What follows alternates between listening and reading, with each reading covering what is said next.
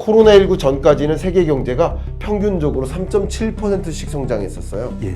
근데 지금은 3.3, 3.2, 3.3, 3.3 아예 평년 성장률을 밑돌게 내려가고 있다. 저성장 고착화입니다. 근데 예외가 되는 나라가 있습니다. 바로 미국입니다. 돈도 빠져나가죠. 인재 빠져나가요. 인재도 빠져나가고 거기서 소비 지출을 늘리죠. 그러니까 미국으로 주식 펀드 자금이 쏟아져 나가요. 미국으로 채권 펀드 자금이 쏟아져 나가요. 예. 우리하고는 관계 없어지잖아요. 그러니까 미국 경제는 계속 강해요. 아, 그래서 미국이 강하다. 아, 제가요, 선생님, 네, 지난번에 두 번의 수업을 통해서 네, 제가 조금 성장했습니다. 그래서 오늘도 예. 원래 키 크신데 더 성장. 아니 이제 생각의 성장, 네, 지식의 성장 네. 이런 걸 통해서 제가 많이 배웠습니다. 그래서 오늘도 예. 선생님 모시고 과외 공부 한번 해보도록 하겠습니다. 네, 네. 지금 우리나라 경기 너무 어렵습니다. 네. 경제 성장률이 2% 아래로 내려갔고 또 내년 전망치가 자꾸 전망할 때마다 내려가고 있거든요. 네. 자, 이게 사실 우리나라 경제도 문제지만 또 세계 경제랑 뭔가 맞물려서 잘 가야 되잖아요. 네네. 그래서 이게 지금 어떤 상황이고 우리는 어떻게 해야 되는지 이걸 제가 선생님께 좀 한 수 배우고 싶습니다. 아, 그렇게 하겠습니다. 자, 오늘 배우겠습니다. 오늘 수업 시작하겠습니다. 차렷! 경례! 안녕하세요. 예, 감사합니다. 말씀을 좀 드려보도록 하겠습니다. 네. 일단 참 많은 분들이 경제 위기 올 것이다. 미국발 경제 위기 온다. 예. 이런 말씀들을 한 2년 전부터 했죠. 하셨고 생각하셨어요. 예. 그리고 그 경제 위기에 좀 휩싸여 계신 분들도 많이 계세요. 예. 올 거다라는 예. 생각. 또 뭐 IMF 외환 위기 온다. 뭐 이런 생각에 휩싸여 계세요. 그럴 때 저는 항상 말씀드리는 게 여러분이 이코노미스트가 아니시면 여러분이 스스로 애널리스트가 아니시면 분명 누군가의 말을 듣는 거예요. 그렇죠. 그러니까 누군가의 말이 맞겠구나 하고 그 말을 존중하고 따라가는 거예요. 만약에. 예. 그러면 누구의 말을 들을 것인가? 어떤 한 인물의 말을 들을 것인가? 예. 어떤 한 전문가의 말을 들을 것인가? 어떤 한 유튜버의 말을 들을 것인가? 그러니까 누군가의 말을 들어야만 하는 입장이라고 한다면 예. 누구의 말을 들어야 될 것인가? 저는 개인적으로 다른 의견을 말씀하시는 두 분의 입장을 고루 반영해서 나 스스로 균형점을 찾아갔으면 좋겠다 하는 말씀을 드리는데 예. 그걸 떠나서 어떤 하나의 전망을 그냥 가이드라인으로 깔고 전망을 신뢰하고 가려고 한다면 예. 누구의 말을 들어야 될 것인가 라는 그 질문에 대해서 저는 제가 알고 있습니다. 네. 솔직히 뭐냐면 나의 이익을 위해서 막 말도 안 되는 얘기를 주장하시는 분들이 많이 있고 네. 또 허위 정보도 많이 있어요, 사실. 네. 특히 유튜브에는 허위 정보, 오정보가 많이 있지 않습니까? 네. 그런데 이왕이면 이 시장을 정확하게 읽으려고 애써 주시는 분들, 네. 이 시장을 정확하게 읽어 주시는 분들, 네. 이분들의 영상을 봐야 되고 네. 또 그분들의 영상을 토대로 좀 공부도 해야 된다라는 네. 게 제 기본적인 생각입니다. 좋습니다. 이건 뭐 경제든 부동산이든 마찬가지예요. 맞습니다. 예. 그 부분에 대해서 저도 굉장히 많이 존중하고요. 그래서 선생님 모신 거예요. 과외 공부 받는 이유가. 예, 감사합니다. 예. 근데 저는 여러분들께 누군가의 말을 들어야 한다라고 예. 한다면 저는 솔직히 국제기구의 전망을 들으셔라. 항상 그렇게 얘기합니다. 국제기구. 예, 국제기구의 전망을 준용하셨으면 좋겠다. 적어도 국제기구 IMF, 월드뱅크, OECD 혹은 BIS 이런 경제 관련 전망치를 제시하는 국제기구들이 있습니다. 예. 그럼 이런 국제기구의 전망이 틀렸어, 맨날 틀리는 거 아니야 이렇게 생각하실 수도 있겠지만 적어도 이들의 전망은 참조하셨으면 좋겠다. 그럼 이들의 전망을 제가 지금 소개해드려 보고자 합니다. 예, 예. 지금부터 일단 IMF의 전망을 소개해드려 보고자 합니다. 이 표가 어려워 보이실 수도 있지만 저랑 이것만 따라오시면 됩니다. 23년 세계 경제 성장률은 3.3%, 예. 24년도 3.2%, 25년 3.3%, 26년 3.3%. 세계 경제 전망이죠. 예, 그러니까 세계 경제의 성장률이 전년 GDP보다 약 3% 초반씩 증가한다. 이게 어떤 의미가 있는지를 제가 말씀을 드려야 되거든요. 근데 이걸 이렇게 표로 보면 느낌이 없지만 그래프로 보시면 느낌이 확 오실 겁니다. 예. 제가 그동안에도 여러 차례 말씀드렸지만 경제 위기와 경기 침체는 다르다. 그쵸? 예. 그럼 경제 위기가 뭐냐? 그래프로 보시면 2020년 팬데믹 때입니다. 예.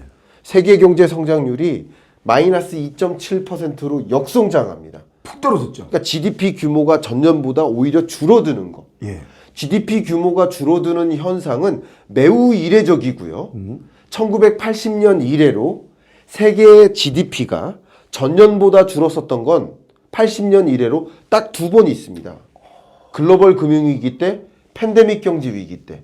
이게 말 그대로의 경제 위기입니다. 그러니까 우리나라 IMF 외환위기 때는 우리나라의 경제 성장률이 마이너스 5.1%로 크게 급락했었죠. 근데 그것은 아시아 외환위기였고 예. 세계 경제도 충격을 물론 줬긴 줬지만 큰 충격을 주진 않았습니다. 근데 금융위기, 글로벌 금융위기 때는 세계 경제를 역성장하게 만들었고 팬데믹 경제 위기도 세계 경제를 역성장하게 만들었다. 이런 게 경제 위기입니다. 예. 그러니까 시스템적으로 통제가 불가능한 거. 사이클상 상승 하강과 관련 없이 그냥 주저 내려앉는 거. 그게 경제 위기입니다. 예. 그리고 지금은 사이클상 상승 이런 상승 국면이 아니라 하강 국면이고요. 예. 이 중요한 거 말씀드릴게요. 세계 경제의 평년 성장률이 약 3.7%예요. 아, 높네. 3.7% 그러니까 코로나19 전까지는 세계 경제가 평균적으로 3.7%씩 성장했었어요. 예. 근데 지금은 아예 3.3, 3.2, 3.3, 3.3 아예 평년 성장률을 밑돌게 내려가고 있다. 예. 이게 뭐예요? 저성장 고착화입니다. 예. 그리고 사이클상으로는 하강 국면이 장기화되는 겁니다. 이렇게 해석하셔야 됩니다. 예. 예, 무섭다고 말씀하셨는데 제가 다시 한번 강조하지 방금 말씀드렸던 거 이런 게 경제 위기입니다. 세계 경제가 역성장했었던 거. 네. 그리고 이것도 경제 위기라고 불렀지만 이때도 역성장하진 않았어요. 아. 제가 국제기구의 의견을 참조하시라라고 의견을 드렸잖아요. 예. IMF도 월드뱅크도 OECD도 세 3대 경제 관련 국제기구가 공통적으로 어떻게 전망하느냐. 높은 성장률의 시대는 이제 끝나고 저성장 고착화된다. 예. 역시 월드뱅크도 자 이건 이제 팁을 드린다면 이 두 개 기관은 같은 기준으로 GDP를 추계해요. 예. 그래서 이 숫자를 이렇게 비교하셔도 돼요. 예. 근데 월드뱅크는 기준이 달라요. 어떻게 다릅니까? 잠깐만 말씀드리면 이 두 개는 구매력 평가 기준으로 GDP를 추계하고 예. 월드뱅크는 시장 환율 기준으로 GDP를 추계합니다. 그래서 달라요. 다른 거지만 흐름을 보십시오. 흐름을 보신다면 월드뱅크도 과거 장기 평균선이 3.4%였는데 아예 성장률이 2.7%로 내려온다. 그러니까 세계 경제가 저성장 고착화된다. 자, 이 부분을 좀 강조하겠습니다. 예. 경제 위기 25년에 경제 위기 올 거라고 가정하면 예. 여러분 재테크 관점에서는 뭐 해야 돼요? 전액 현찰로 갖고 있어야 돼요. 그렇지. 맞아요? 예. 전액 현찰로 갖고 있어야 돼요. 그렇지. 은행에 저축하는 것도 불안해요. 그렇지. 근데 이거 동의하십니까? 예. 근데 경제 위기 안 오고 저성장 고착화될 거라고 한다면 역시 은행에서 돈 빼다가 전액 현찰로 갖고 있어야 됩니까? 아니면 다른 유망한 투자처를 찾아 투자하는 게 맞습니까? 뭐 예를 들면 절반은 현금도 있지만 또 절반 정도는 예를 들어서 어떻게 네. 포트폴리오 짜게 나름이겠지만 또 어딘가 투자를 하고. 그렇죠. 예, 이렇게 되겠죠. 그렇죠. 전액 현찰은 아닐 거예요. 그렇죠. 마찬가지입니다. 기업도 제가 뭐 기업을 만났는데 네. 그 기업의 매출액의 70%가 미국에서 난대요. 그래서 근데 정말 재밌게도 그 기업의 그 오너분이 앉아 계셨고 그 기업의 이제 사장님이 앉아 계셨는데 경제 위기에 좀 많이 이렇게 흔들려 계시더라고요. 예. 그 누구의 얘기를 듣고 그렇게 경제 위기 온다고 생각하십니까? 이렇게 질문하니까 어디서 들었대요. 어디서 들었냐니까 유튜브에서 들으셨대. 근데 유튜브도 잘 봐야 된다니까. 그래서요. 그러니까요. 제가 항상 하는 말이. 그렇습니다. 예. 유튜브에서 들었대요. 예. 근데 거기서의 근거가 뭡니까? 근거는 기억이 안 나요. 아, 일단 결론만 기억나는구나. 그러면 안 됩니다. 그렇게 각인되어 계시면 안 됩니다. 예. 진위를 구분하셔야 됩니다. 예. 경제 위기 올 거라고 가정할 때의 의사결정과 아닐 때의 의사결정은 아까 재테크 관점에서도 다르잖아요. 완전 그럼 다르죠. 제가 뭐라고 얘기했냐면 실제 그 기업에게 경제 위기 올 거라고 확신하고 계시다면 미국 사업 지금 당장 철수하십시오. 다른 경영 전략이 없습니다. 맞죠? 철수하는 게 맞는 거죠. 그쵸. 경제 위기 올 거라고 한다면. 근데 경제 위기 안 올 거라고 한다면 다른 전략이 필요한 거죠. 예. 그 저성장 국면에 어떻게 대응할지를 고민해야겠죠. 여전히 매출은 일어나고 있을 테니까. 이 부분이 중요한 겁니다. 의사결정이 잘 달라져. 제가 얼마 전에 감기에 걸렸어요. 예. 그래서 스스로 진단을 했어요. 예. 감기 걸렸구나. 근데 제가 연말 연초에 정말 바쁘거든요. 예. 그래서 병원에 갈 시간이 없어서 그렇지. 약국 지나다가 약국에서 감기약을 사다가 한 달간 감기약을 먹는데 감기가 안 낫는 거예요. 그럼 뭐예요? 그래서 너무 갈수록 너무 힘들어지는 거예요. 예. 그래서 제가 병원에 갔습니다. 근데 제가 잘 아는 병원이에요. 집 근처에 있는. 그래서 의사 선생님한테 혼났습니다. 왜요? 왜 네 맘대로 감기라고 했냐? 감기가 아닌데 왜 감기약을 먹느냐. 아, 내가 스스로 잘못된 진단을 하고 있었구나. 감기가 아닌데 감기약을 먹고. 그래서 약 하나 조제받고 그거 먹고 그날 나았습니다. 경제도 가벼운 폐렴이었습니다. 가벼운 폐렴. 네. 그러니까 이게 뭐냐면 내 몸을 진단하는 것도 예. 폐렴으로 진단할 거냐 감기로 진단할 거냐에 따라서 의사결정이 달라져. 진단이 잘못되면 처방이 달라져요. 아. 경제도 마찬가지예요. 예. 경제를 진단해야 됩니다. 올바르게 진단해야 됩니다. 예. 근데 진단이 잘못되면 처방이 달라지는 거예요. 그리고 처방은 여러분이 하는 거예요. 예. 진단에 대한 의견을 드리는 것이고 적어도 이걸 무조건 맹목적으로 믿으시라라는 것은 아닙니다. 뭐 IMF, 월드뱅크, OECD도 틀릴 수 있지 않느냐. 근데 여기에 있는 각각의 이코노미스트들이 300명씩 있습니다. KDI만 해도 경제전망실이 있죠. 실장님하고 제가 가까운 사이인데 경제전망실의 실장님 산하에 경제전망에 참여하는 석박사급 연구 인력만 20명이에요. 아. 근데 누구의 말을 들을 거냐 이거야, 저 얘기는. 누구의 말을 들을 거냐. 예. 근데 그 말을 정말 무시할 수 있느냐예요. 무시 못하죠. 무시하지 않을 거라고 한다면, 예. 국제기구는 뭐라고 전망하는가? 국제기구는 그 어떤 국제기구도 그 어떤 경제 전망을 내놓는 연구기관도 경제 위기를 전망하지 않는데 예. 왜 경제 위기를 판단하죠? 예. 경제 전망의 개념이 뭡니까? 내년 GDP의 증가율이 몇일까를 제시하는 것인데 정말 죄송하게도 제가 누군가를 폄하하거나 누군가를 지적하는 목적은 절대 아닙니다만 경제 전망을 한 번도 해보지 않은 분들이 예. 경제 전망을 보고서로 써본 적이 없는 분들이 예. 경제 전망을 해요. 죄송하지만 경제 전망이 뭔지 모르고 경제 전망을 하는 거예요. 아, 그래서 우리 화나셨구나. 진짜 교수님 화나셨구나. 저는 이 부분은 너무 속상합니다. 그러니까 속상하네, 진짜. 정말 속상합니다. 예.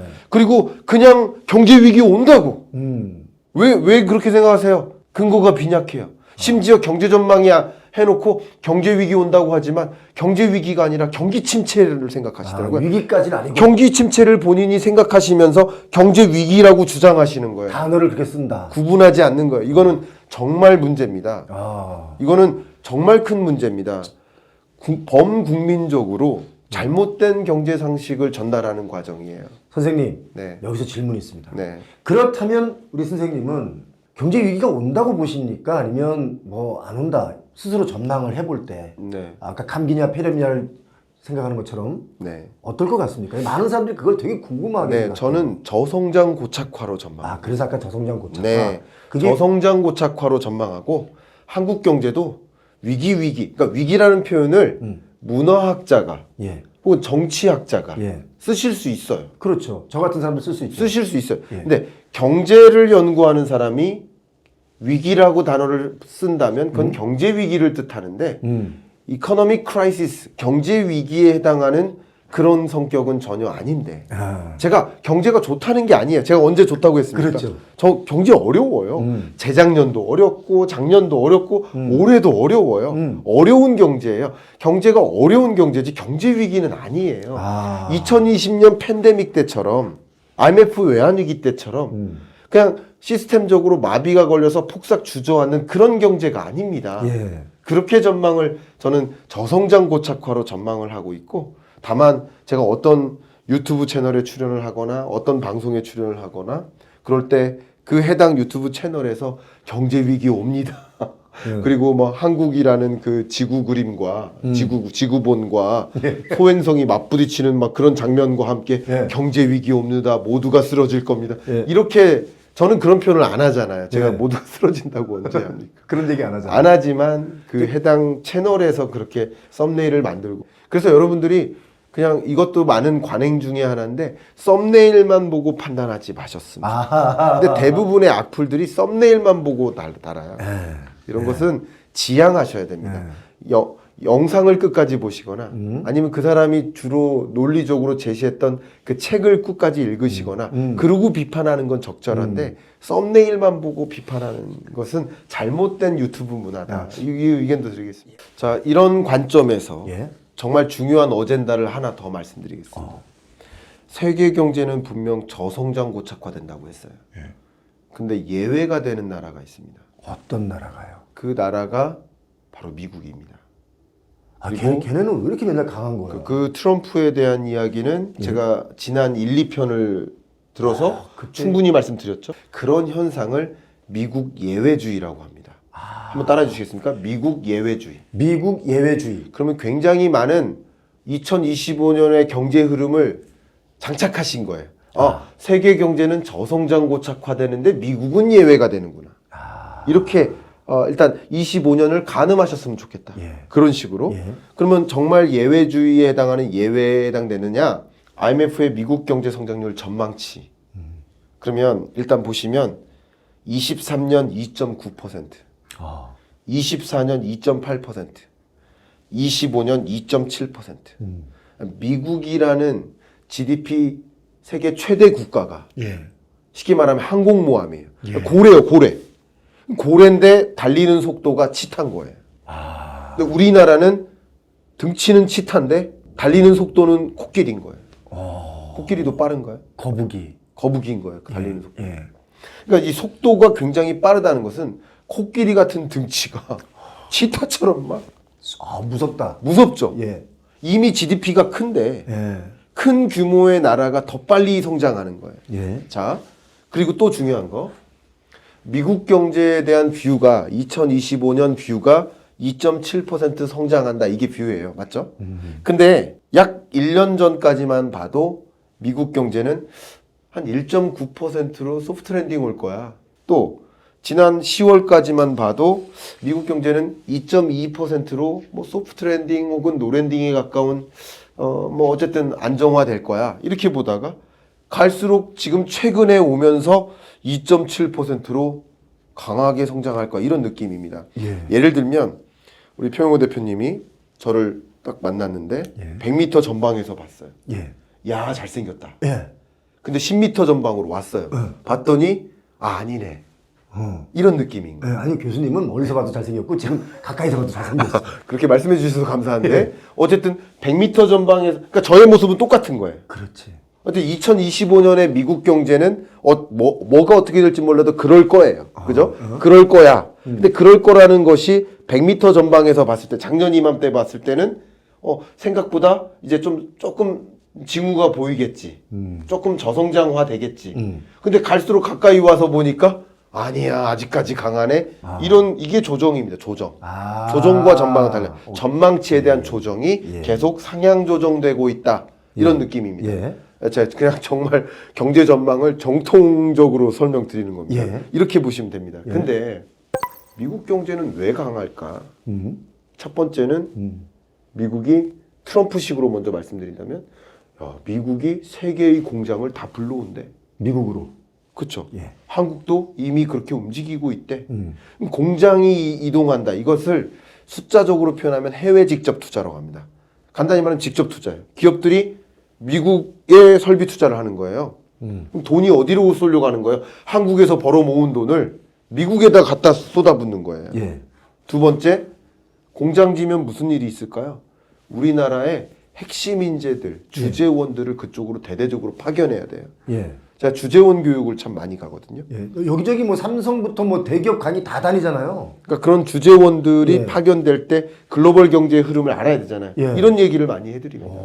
그러면 이 주재원들이 예를 들어 삼성그룹이다, SK그룹이다. 여기서 주재원들이 간단 말이에요. 예. SK 배터리 공장을 미국에 증설을 거의 완료하고 있거든요. 예, 예. 그럼 거기에 완료되면 SK 그 배터리 기업 직원들이 가야 되잖아요. 예. 주재원들이. 예. 그러면 상대적으로 퍼포먼스가 낮은 직원들이 갈까요? 높은 기업들이 갈까요? 높은 기업들이 높은 인재가 갈까요? 그렇죠. 높은 인재가 가죠. 그러면 인재 중에서도 어떤 인재를 뺏긴다? 기술 인재들을 뺏겨요. 지금 그러고 있잖아요. 그러면 돈도 빠져나가죠. 인재 빠져나가죠. 인재도 빠져나가죠. 예. 그럼 거기에서 여러분 소비할 만한 훌륭한 마켓이 있고. 마켓이 있고 거기서 소비 지출을 늘리죠. 예. 우리하고는 관계 없어지잖아요. 그러니까 미국 경제는 계속 강한 거예요. 아, 그래서 미국이 강하다. 그럼 그런 모습을 보니까 투자자들은 어디에 관심이 있어요? 미국에 관심이. 그러니까 미국으로 주식 펀드 자금이 쏟아져 나가요. 예. 미국으로 채권 펀드 자금이 쏟아져 나가요. 자, 이거 중요한 것은 쏟아져 그쪽으로 흘러간다라는 이야기는 돈이 더 많아져서 쏟아지는 게 아니라 이동한답니다. 어디서 이동해요? 예. 한국에서 빠져서 미국으로 가는 거예요. 신흥국에서 빠져서 미국으로 가는 거예요. 그러니까 지금 돈이 한국에선 빠지니까 주가가 조정되고 예. 신흥국에서 주가가 조정되고 미국으로 돈이 쏠리는 거예요. 그리고 그것이 또 강달러를 야기해요. 돈이 그쪽으로 집중되니까. 그럼 강달러가 야기되면 달러 자산을 갖고 있는 게 유리하겠구나 하고 이동하는 거예요. 그러니까 미국으로 돈의 쏠림이 있고 미국은 그 돈이 쏠리니까 실물 경제적으로도 탄탄하게 계속 굴러가는 거고 고용 시장도 탄탄하고 그러니까 이런 움직임이 계속 전개되니까 달러 자산을 갖고 있어야 되겠구나. 그러니까 부동산조차도 한국 부동산보다 미국 부동산에 관심이 또 생기는 거예요. 지금 많은 분들이 글로 옮겨가고 있어요. 그러니까요. 이게 어떤 수준이냐면 제가 이 부분 한번 강조해 드릴까요? 여러분 주식 투자도 한국 국장 빠지자 미국 주식으로 가자 이렇게 움직이잖아요. 근데 부동산도 한국 부동산보다는 미국 부동산이 낫겠네. 그러니까 미국 부동산으로 이게 다 뭐야 돈을 미국으로 보내는 거예요. 그렇지. 그러니까 돈이 그쪽으로 쏠리니까 기왕이면 달러 자산을 갖고 있는 게 유리하겠구나. 이런 판단인 거고 예. 더군다나 이게 실무적으로 생각해 보면 주재원들이 그쪽으로 이동하잖아요. 아틀란타 같은데 예. 조지아주 예. 이런 데로 쫙 이동해요. 근데 지금 무슨 일이 있는지 아세요? 집이 없어요. 주재원이 거주할 만한 집이 부족해요. 제가 실제 다녀왔습니다. 그렇죠. 다녀오셨잖아요. 작년에. 네, 몇 미국에. 개월 전에 6월에 다녀왔습니다. 그죠? 근데 정말 집이 없어요. 거주할 집이. 그래서 실제 거기에 있는 뭐 몇몇 이 중개 기관들, 예. 턴키 글로벌 이런 중개사들이 중개 기업들이 직접 개발을 해요. 땅 사서 집 짓고 그거 렌트하고 팔고 이러고 있어요. 그렇죠. 그만큼 그러니까 그런 식으로 계속 미국 경제는 선순환인 거죠. 미국으로 돈의 쏠림이 그런 움직임이 현재 일어나고 있습니다. 그러니까 이게 글로벌 경제를 봤을 때 세계 경제는 저성장고 척화되는데 미국은 더 강하게 움직이네. 이걸 저는 책에서는 미국 나홀로 골디락스라고 표현했는데 나홀로 골디락스인 거예요. 예. 그리고 우리 한국 경제는 계속 이렇게 저성장 쪼그라들고 있고요. 예. 이런 움직임이 정말 안타까운 현상이지만 제가 여러분께 강조하고 싶은 것은 이런 글로벌 경제의 흐름을 아시고 나의 의사결정을 내려야 되는 것이지 어떤 흐름인지 그냥 판단하지 않고 의사결정 내리는 것은 좀 위험할 수 있겠다. 이렇게 의견 드린 겁니다. 선생님, 그럼 이거 하나만 질문 드릴게요. 이제 좀 전에 우리가 뭐 미국으로 돈이 많이 빠져나가고 인재도 빠져나가고 하는데 우리 소시민들, 네. 중서민층들 이렇게 경기가 침체가 되고 어려울 때 네. 과연 개인들은 어떻게 하면 되는지 저축을 많이 하면 될까요? 아니면 어떻게 하면 좋을까요? 딱 한마디로 정리하면. 일단 항상 우리는 돈을 갖고 있다라고 할 때 상승하는 자산을 갖고 있어야 되겠죠. 현금, 돈의 가치가 상승할 때는 현금도 괜찮겠죠. 예. 근데 자산 가치가 상승하는 국면에서는 변화가 있겠죠. 근데 트럼프가 굉장히 강하게 금리 인하를 주도할 겁니다. 그러니까 금리는 파월이 결정하겠지만 연준이 결정하겠지만 금리 인하할 만한 여건은 트럼프가 결정하니까 네. 금리 인하할 만한 여건을 조성시켜서 금리 인하를 드라이브로 걸 것이고 그리고 더 많은 기업들이 미국으로 쏠리고 그럼 미국 부동산으로 미국 주식으로 더 많은 돈이 쏠릴 가능성이 있겠죠. 그런 그림을 좀 그려보시면서 기왕이면 내가 어떤 돈의 형태로 갖고 있을까를 고민하실 때 상승하는 자산의 형태로 내 돈을 가지고 있는 게 맞겠다. 그게 투자라고 볼 수 있겠죠. 네. 그렇게 의견 드리겠습니다. 자, 오늘 저는 지난번 우리 1, 2편 때도 선생님 모시고 강의를 제가 이렇게 개인 교습을 들었는데 여러분 잘 들으셨습니까? 상승하는 자산 과연 그거 무엇인지 저희도 한번 파헤쳐서 여러분께 일일이 또 보고 말씀드리겠습니다. 선생님 오늘 너무너무 고맙습니다. 지난번에 그 반응이 너무 좋아가지고 이제 제가 이거 제 생각인데요. 네. 김광석을 좀 귀찮게 하자.